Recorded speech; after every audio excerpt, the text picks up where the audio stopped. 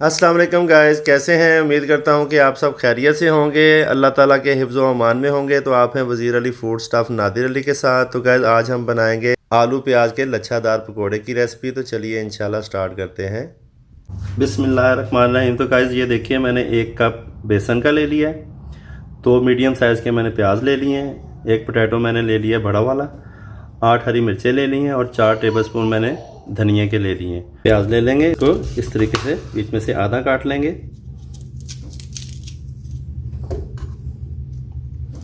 ये चीज़ आपने लाजमी बीच में से काटनी है, वरना आपके पकोड़े लच्छेदार नहीं बनेंगे।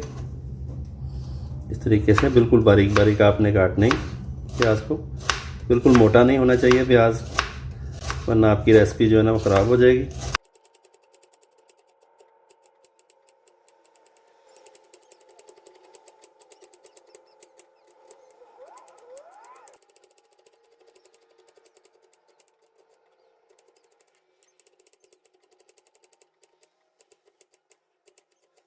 प्याज की कटिंग हमने कर ली है गाइस, ये देखिए इस तरीके से हमने बिल्कुल बारीक बारीक सा प्याज का काटना है। ये देखिए, तो अब आलूओं की कटिंग कर लेंगे, बिल्कुल बारीक बारीक कटिंग करनी है गाइस।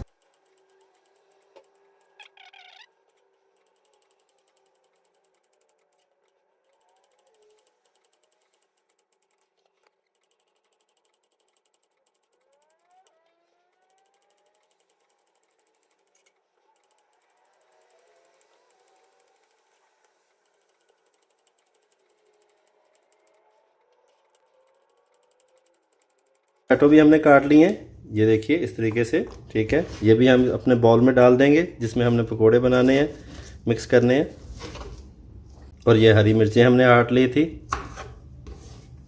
इनके डंठल काट लेंगे और इनको बारीक बारीक काटेंगे।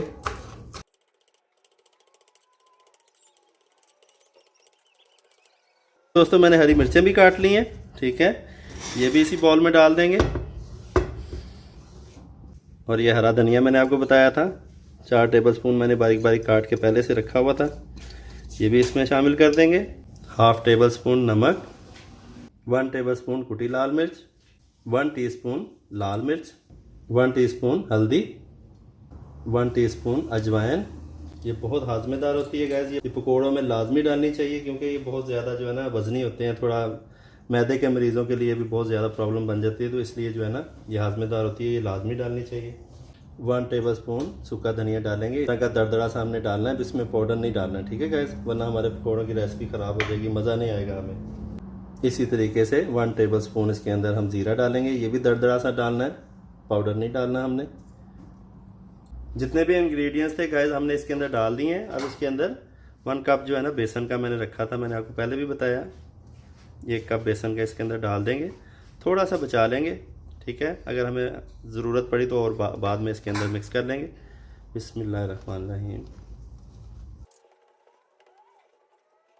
जो बाकी का बेसन है वो भी डाल देंगे। पकौड़े हमने मिक्स कर लिए हैं, ठीक है, अभी ये थोड़ा सा पानी भी छोड़ेंगे। अभी हम इसको 20 मिनट के लिए रेस्ट दे देंगे, हमारा बेसन भी बीच में अच्छे तरीके से मेल्ट हो जाए।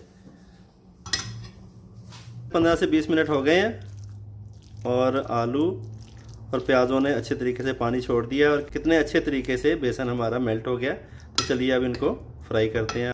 फ्लेम ऑन करेंगे, पैन ले लेंगे, ऑयल थोड़ा ज़्यादा जाएगा इसके अंदर ताकि हमने डीप फ्राई करने हैं पकौड़े अपने। ऑयल हमारा गर्म हो गया है, बिस्मिल्लाहिर्रहमानिर्रहीम। इस तरीके से पकौड़े डालते जाएंगे। फ्लेम को बिल्कुल मीडियम कर देना हमने।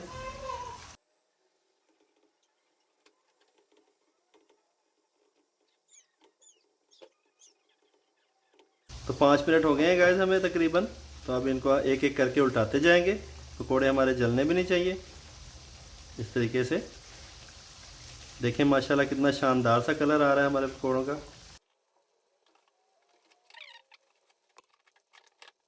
देखिए माशाल्लाह से पकौड़े हमारे रेडी हो गए हैं। 10 से 12 मिनट हो गए हैं फ्राई करते हुए।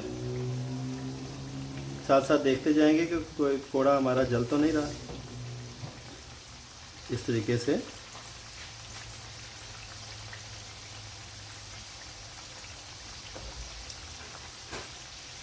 तो पकौड़े हमारे रेडी हैं गाइस।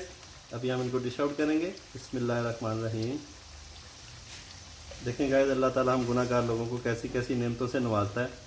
हम जितना भी अल्लाह ताला का शुक्र अदा करें कम है। और अल्लाह के आगे हमारी यही दुआ होनी चाहिए कि अल्लाह हमेशा हमारे रिज़्क में ऐसे ही बरकत रखे।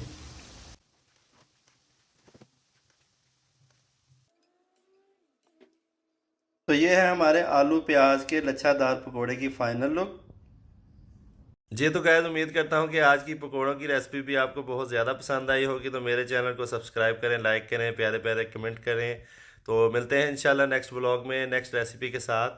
अल्लाह हाफिज़।